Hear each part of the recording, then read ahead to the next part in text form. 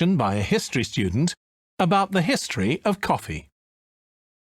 First, you have some time to look at questions 31 to 40.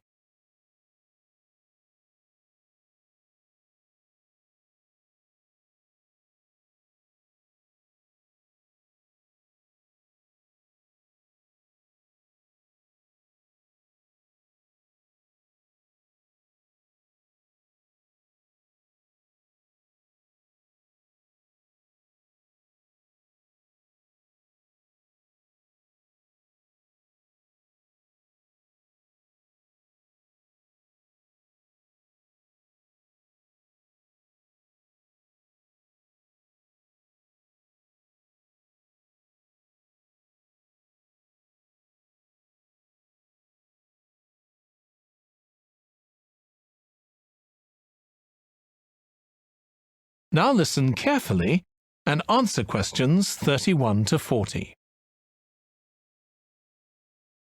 In my presentation, I'm going to talk about coffee and its importance both in economic and social terms. We think it was first drunk in the Arab world, but there's hardly any documentary evidence of it before the 1500s, although of course that doesn't mean that people didn't know about it before then. However, there is evidence that coffee was originally gathered from bushes growing wild in Ethiopia, in the northeast of Africa.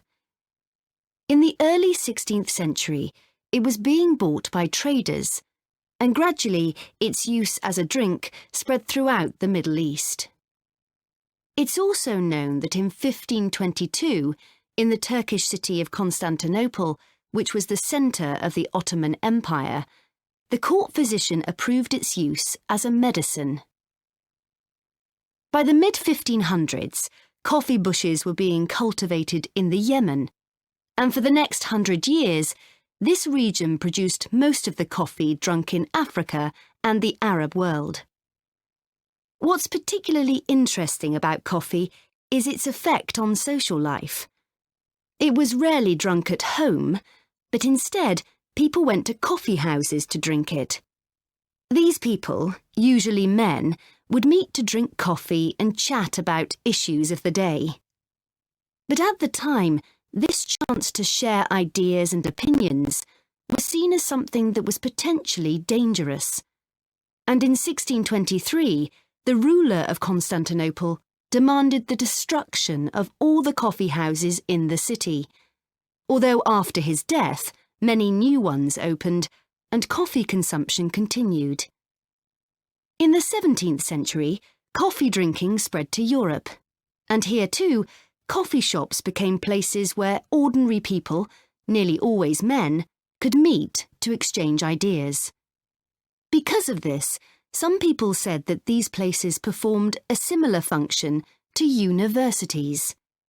The opportunity they provided for people to meet together outside their own homes and to discuss the topics of the day had an enormous impact on social life, and many social movements and political developments had their origins in coffeehouse discussions.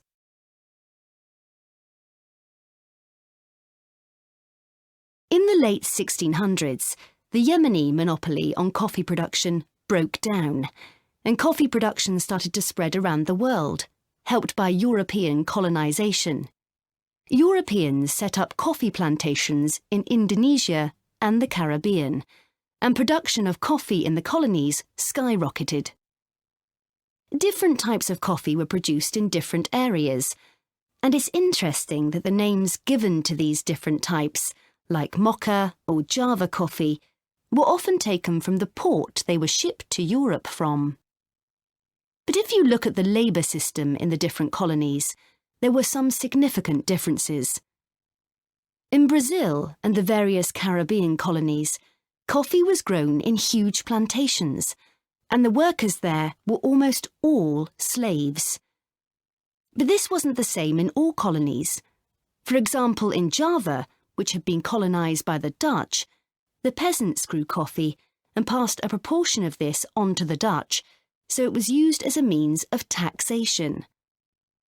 But whatever system was used, Under the European powers of the 18th century, coffee production was very closely linked to colonisation.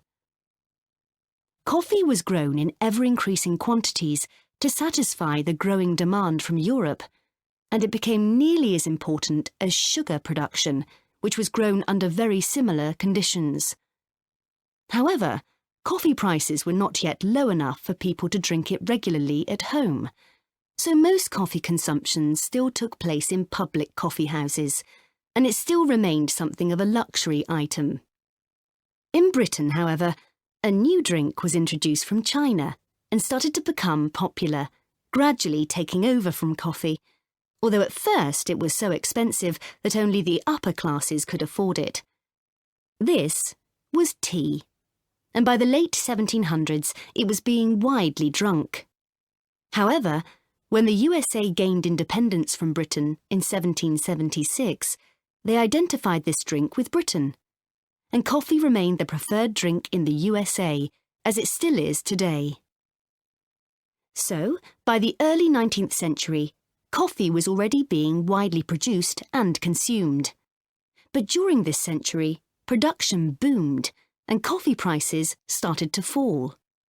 This was partly because new types of transportation had been developed, which were cheaper and more efficient. So now, working people could afford to buy coffee. It wasn't just a drink for the middle classes. And this was at a time when large parts of Europe were starting to work in industries. And sometimes this meant their work didn't stop when it got dark. They might have to continue throughout the night. So the use of coffee as a stimulant became important. It wasn't just a drink people drank in the morning for breakfast. There were also changes in cultivation. That is the end of section 4. You now have half a minute to check your answers.